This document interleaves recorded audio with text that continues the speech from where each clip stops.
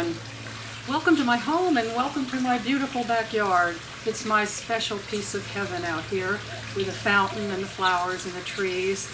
It always brings me right into that God presence every single time. So let's begin with prayer this morning. So join with me as we go within and we recognize and celebrate all that God is. God is the love that fills us, every part of us. The love that we see in the joy and the creation of His world.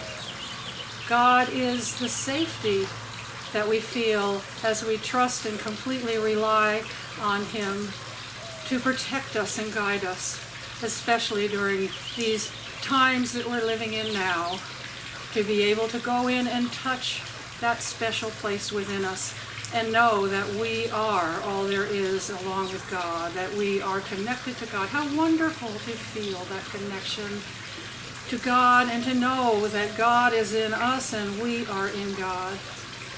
And so this morning, we just bring ourselves here to hear Reverend Jeanne and to celebrate this absolutely beautiful day on the beginning of this holiday weekend.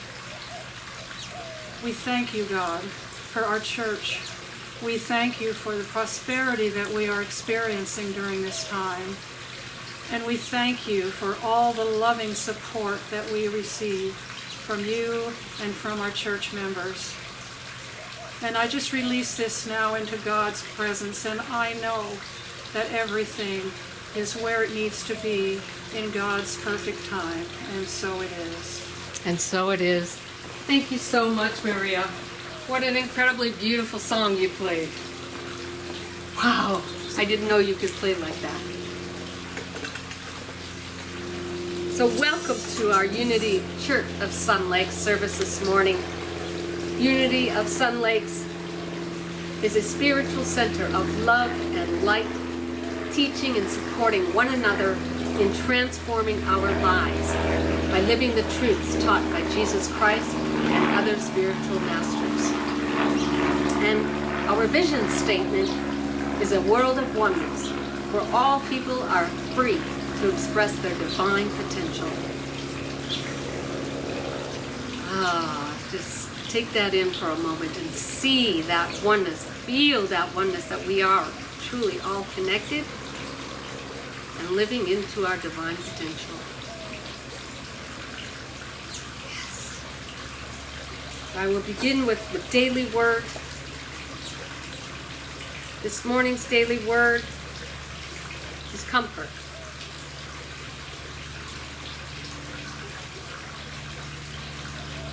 Christ in me is my comfort. Experiences that move me out of my comfort zone are part of my life. The first day at a new school, starting or leaving a job, a new phase in a relationship, retiring from a career, the passing of a loved one. Any change can evoke discomfort and even grief. I grieve when I think of a change as a loss of security, a loss of my place in my community, or loss of love. The Christ, the divine presence of life, love, and wisdom within me is my constant source of comfort through all of life's changes. I find assurance that although its physical expression may change, life can never end. I know oneness and love with all who have been dear to me. Recognizing my divine nature, I know that there is no loss, change, or circumstance that can limit me, and I am comforted. You will increase my honor and comfort me once again. Psalm 71, verse 21. And now I ask Maria to lead us into meditation.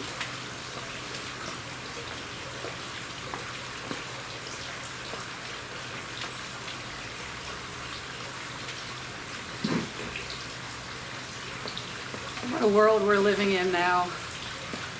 We have the appearance of so many things. And I look at it and I think, here in Arizona we have the fires. They're everywhere. And in the south and the east we have the floods. We have the pestilence. Does this sound like the Bible and predictions to some of us? It's the appearance of these things. And the other thing that I've noticed that is just so discouraging at this point is the separation that we're all having to experience.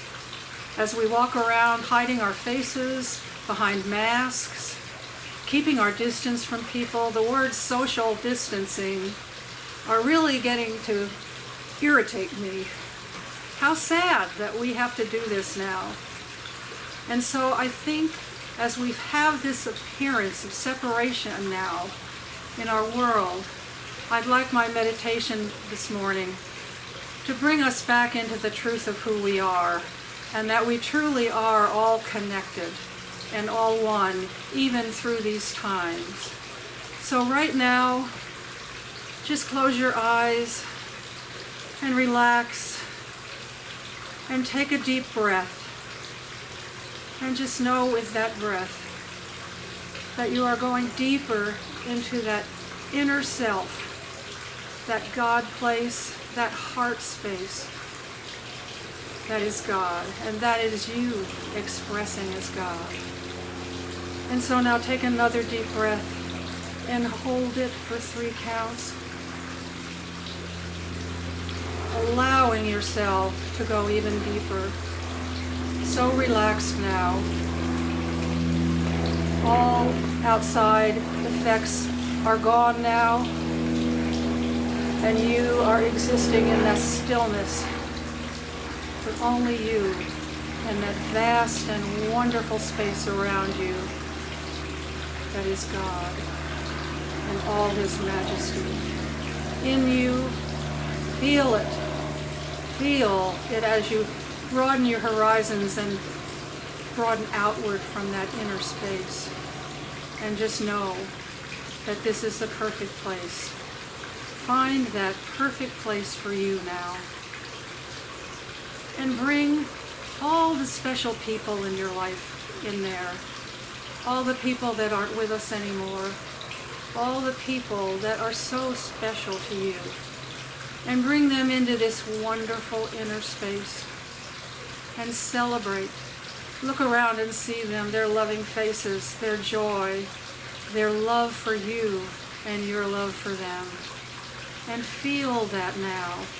Just know that it is all one, that they are all one with you and you are one with them. And now just imagine that they're surrounding you in a huge enfoldment. They're all enfolding you into this wonderful loving space, this huge hug, if you will. And just for a few moments, just absolutely just bathe yourself in that love and that feeling of touch. Just feel that joy, that presence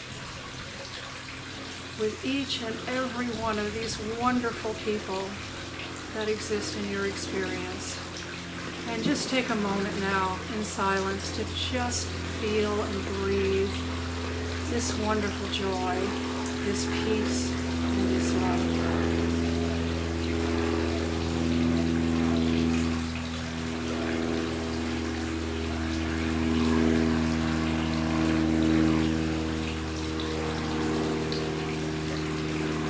And as you begin to bring yourself back now, listen to the fountain in the background, the gentle flow of the water.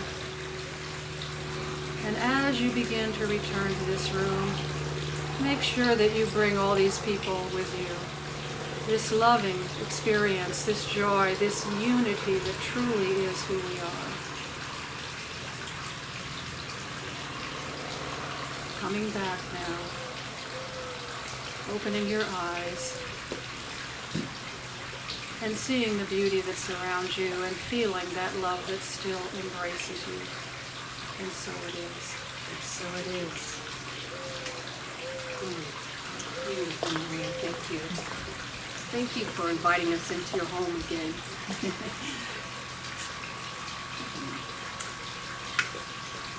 So this morning we have a new month and a new theme for the month. And I chose to work with a new book called The Obstacle is the Way. It's a new book to me. The Obstacle is a Way, written by Ryan Holiday. It has become a cult classic, beloved by men and women all around the world who apply its wisdom to become more successful at whatever they do.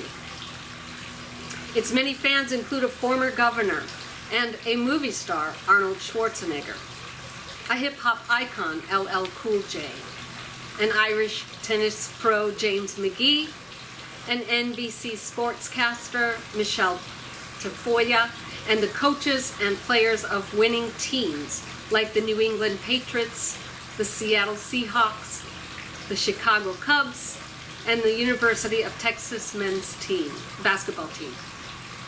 The book draws in inspiration from Stoicism, the ancient Greek philosophy of enduring pain or adversity with perseverance and resilience. Stoics focus on the things that they can control, and they let go of everything else. And they turn every new obstacle into an opportunity to get stronger, better, and tougher.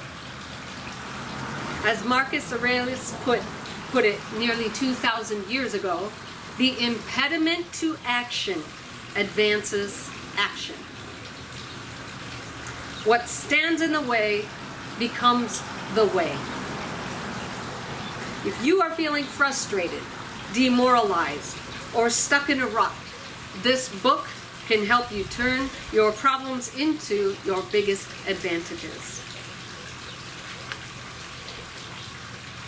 That's a pretty bold promise.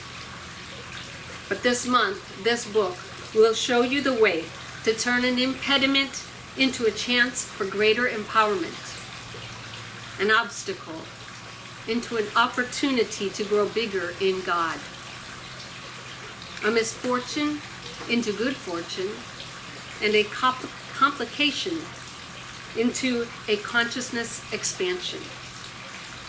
So last week I asked you to bring an issue that is an issue or an obstacle in your life so that we can use that, I mean a real live example, so that we can use that this month to turn it around. So if you didn't come to this lesson or to this service today with an issue, I want to give you just a moment. It doesn't take hard, it's not hard to pick issues in our lives. They stick out. But just take a moment and just pick one to focus on this month. Have a real life situation that we can shift from being an impediment to a place of empowerment for you. From an obstacle in your path to an opportunity for you to see who you really are. From what you currently see as misfortune into great fortune for you. And from a complication into a real, true expansion in your consciousness. And we absolutely, without a doubt, have the ability to do this. In the words of Unity founder Charles Fillmore, in a 7-day healing practice, he said, "We have at our command the resource through which we can satisfy every desire. The Father created us in His image and likeness, and we therefore have power to form our individual worlds with our word or our thought. When we apply our thinking in harmony with divine ideals, we are astonished at the remarkable results that manifest in our environment." And Ernest Holmes said, "We know that conditions are not things in themselves. We know that all conditions are fluidic. They flow in and out, back and forth, with thought. We convert the condition into states of thought, and bringing a higher inward awareness to bear upon them, convert them to new conditions. No matter how impossible a situation may be, or seem to us, or how difficult the solution of any problem may appear, we hold to the idea that spirit has no problems. There are no impossible situations in spirit. And this month, we will know that spirit has no problems, that there are no impossible situations, and that when we bring a higher inward awareness to bear upon them, then we convert them.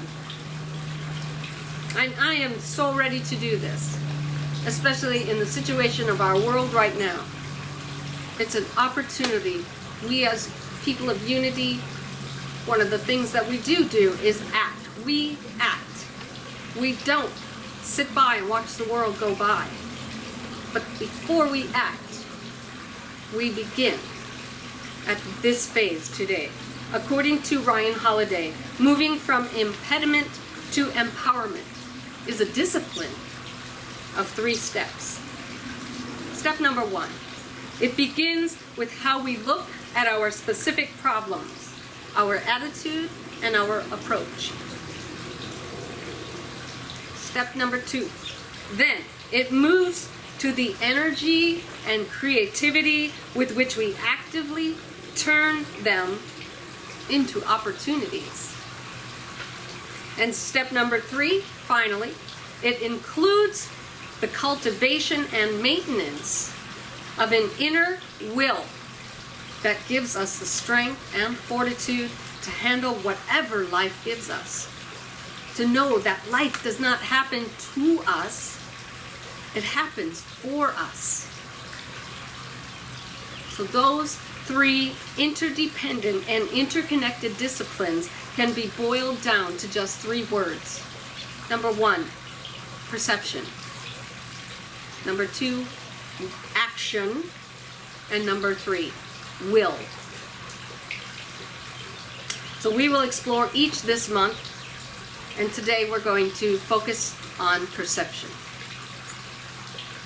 So this thing in front of you, this issue, this obstacle, this frustrating, this unfortunate, this problematic, challenging problem preventing you from doing what you want to do. What if you looked at it and you perceived it as something that isn't actually so bad? What if you realized that something embedded inside or inherent in it is actually there to benefit you? How would you show up around it if that were the case? There's a Zen story about a king who noticed that his people were becoming extremely entitled, lazy. And this really brought deep dissatisfaction to the king. So one day, he decided he was going to put a huge boulder at the entrance to the city, so no one could get in and no one could get out unless they moved the boulder. The king hid in the bushes so no one could see him. He wondered, what would his people do? Would they banter together? Would they try to figure out a solution? But they did not. They came upon the rock and many of them just turned away. Some of them made an attempt, but they gave up very quickly and went back into town and griped and complained. And some of them even cursed the king. One day, a peasant showed up, a young peasant, and he walked up to that obstacle, that rock, and he strained and he strained and he pushed so hard to get that rock out of the way, but it would not move. He disappeared into the forest, and he came back with a very large branch, and he maneuvered that branch so that he could get onto that rock, and he used that branch as a lever, and he moved that rock out of the way. What he found underneath that rock was a purse of gold coins and a note from the king.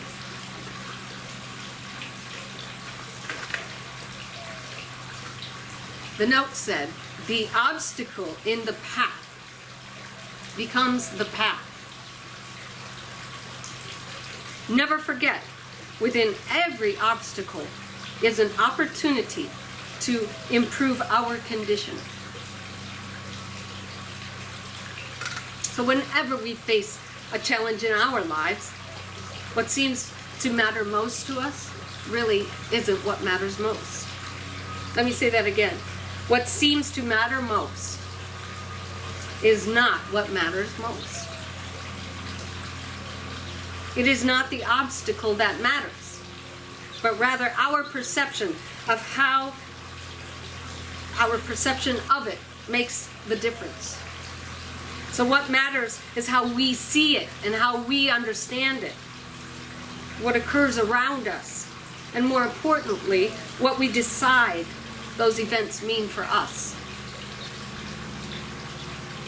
Holiday writes, "Seen properly, everything that happens, be it an economic crash or a personal tragedy, is a chance to move forward, even if it is on a bearing that we did not anticipate." But the "seen properly" here is the key to that statement. Holiday wrote something that really jumped out at me. He wrote that just because your mind tells you something's awful or terrible or an obstruction to your good or otherwise negative doesn't mean that you have to agree. And we can perceive it another way. We can see it as an opportunity, as a road to our good, actually to our great fortune. And likewise, just because other people say that this is something hopeless or crazy or broken, it doesn't mean that it is. We can see it. We can perceive it in another way. We, you and I, we get to decide what story that we tell ourselves about every situation we encounter. And that is the power of perception.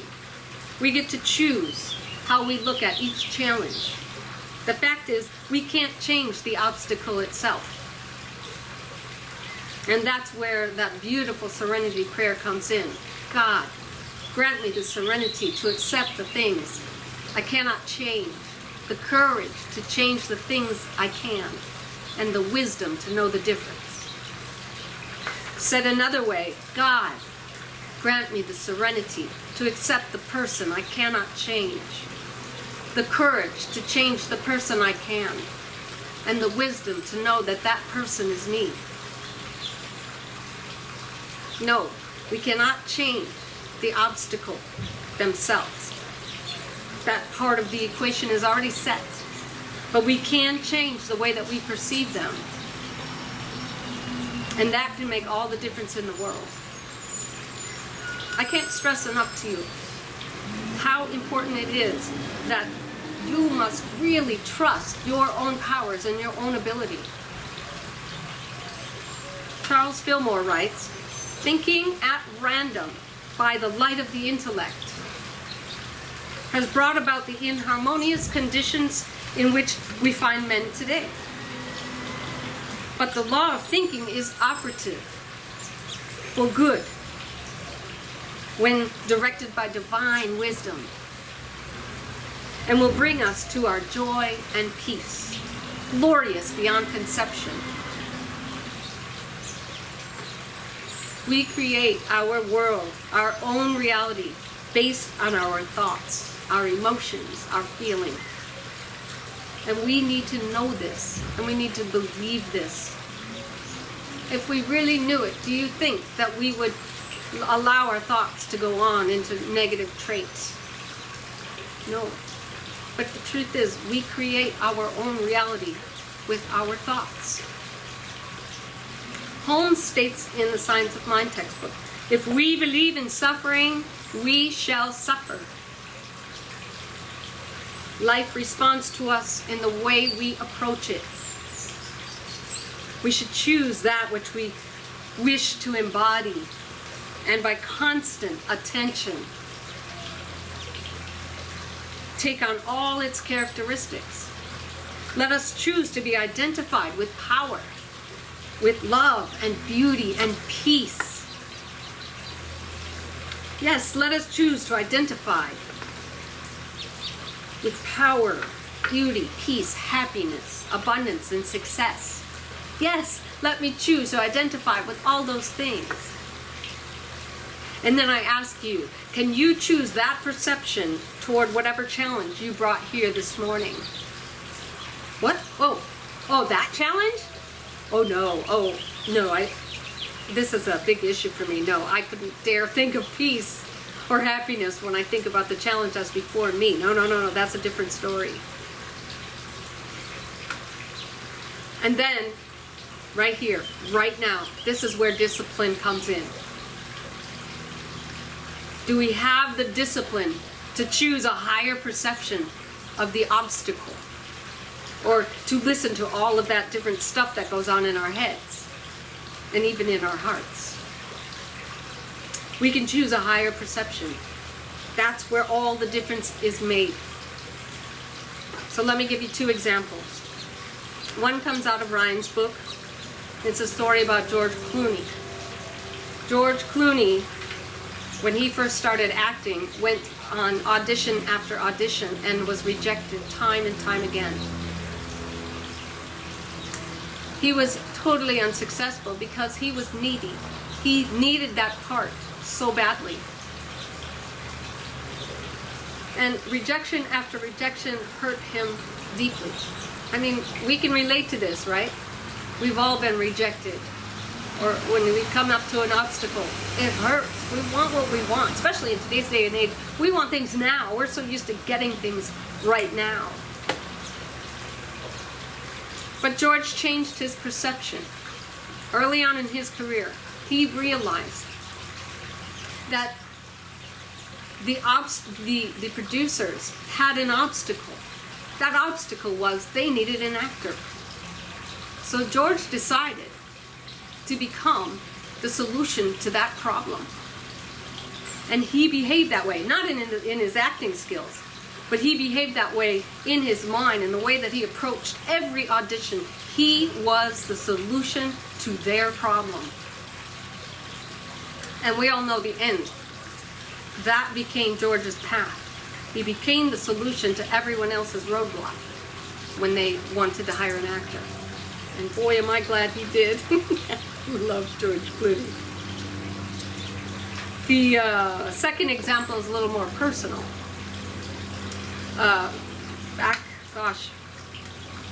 Barbara and I used to sing at Queen of Peace Church, Catholic Church in Mesa. And an obstacle showed up, and we were not called to sing there anymore. Barbara actually left because there was a new bishop in town, and he changed the way that we did music. We were no longer able to praise and carry on. We had a full band, and we used to sing just mostly songs that came from Caleb. But this new minister came along, and the bishop actually, and said, when you walk into the church, you sit down and you pray. And Barbara said that just didn't resonate with her anymore, and she asked me if I would leave. Oh my God, who do you think you are, asking me to leave my church? So, what would my mom and dad think? I was more concerned about that. But God called, and a friend of mine called and asked me to come and audition at a Unity church to sing. And after that audition, Barbara and I auditioned together. After that audition, that became our path. And we sang at Unity of Mesa for 3 years. We had a full band. We had so much fun. And because we had a Catholic background, we didn't know Unity songs. So we had the opportunity to use our creativity. And we wrote song after song. We created 4 CDs. Actually 2 during that time. We were blessed to sing there 3 years, week after week. Well, you know, after you sing at a place for a while, people start to get used to you, and they start to know you, and they start to, you know, maybe criticize you and say things. And we just started noticing that, you know, it wasn't all warm and fuzzy there, and it became an obstacle for us. And we got a new minister in, and the new minister wanted variety. And so we weren't able to sing there every week anymore. They said, how about twice a month? And eventually it went down to once a month. And we were devastated. We thought, dear God, what are we going to do? This was a new obstacle for us. But guess what happened? And yeah, it was painful and it was hurtful. But what happened was we started reaching out to other churches. Because of that, we got to sing at 3 different religious science churches in the valley, actually 4, and Unity of Sun City and Unity of Chandler. We got to fall in love and get to know all these different communities. Because of that obstacle, what we thought was an obstacle actually became a beautiful path for Barbara and I. And that path led me here. And it was painful way back when we were leaving the Catholic Church. It was painful. And getting to know new places, all those things were painful. But my God, I wouldn't trade it for the world now. So the question that I have for you this morning, around this current issue, or challenge, or obstacle, what is it that you can change about it? And what is it that you cannot change? You can change your perception. And what is perception a combination of? It's your thoughts, judgments, emotions, your approach, your creativity, your attitude, your desires, your decisions, and your determinations. That's a lot. That's your playing field, so to speak. And everything there is fair game for you. But what you cannot change is everything else. We can't change the economy. We can't change the pandemic. We can't change past circumstances around people of color and the inequality that they've suffered. That stuff's all in the past. Other people's judgments or decisions or trends or disasters, etc. But there is one more huge important factor, and it's also a really good thing that you cannot change. But it's a really good thing.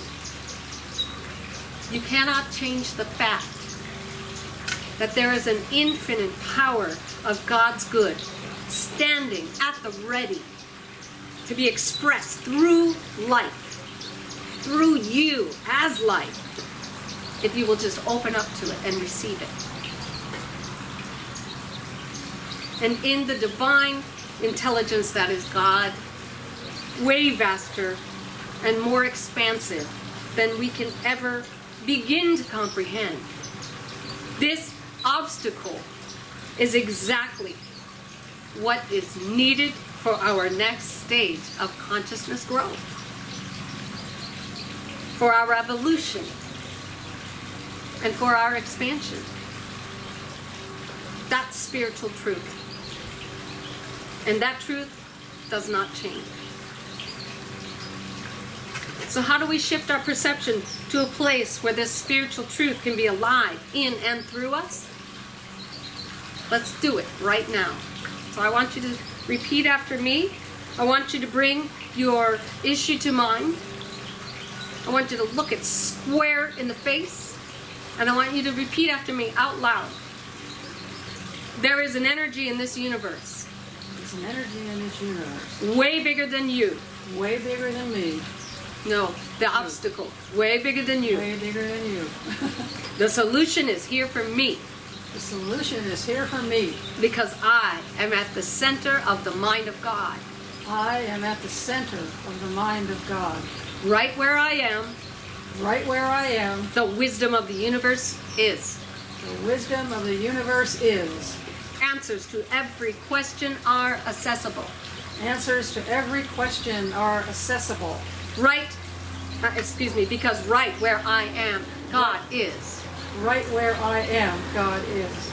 I know this obstacle is the way to my good. I know this obstacle is the way to my good. No, to my great fortune. To my great fortune. And as we have spoken, so it is. So it is. And now Maria is going to close ours. Oh, excuse me. No, we're going to talk about how blessed we are with the offerings.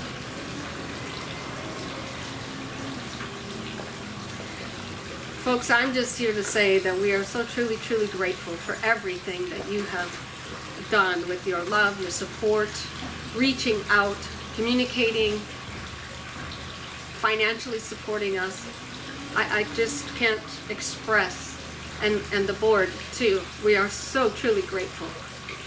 We truly are an abundant church. And so if you have your tithes ready, if not, you can put them in your mind, place them on your heart, and we say, divine love through me blesses and multiplies all that I am, all that I have, and all that I receive. We bless the givers. Thank you so much. Amen. And now we will close with the peace song and our prayer for protection.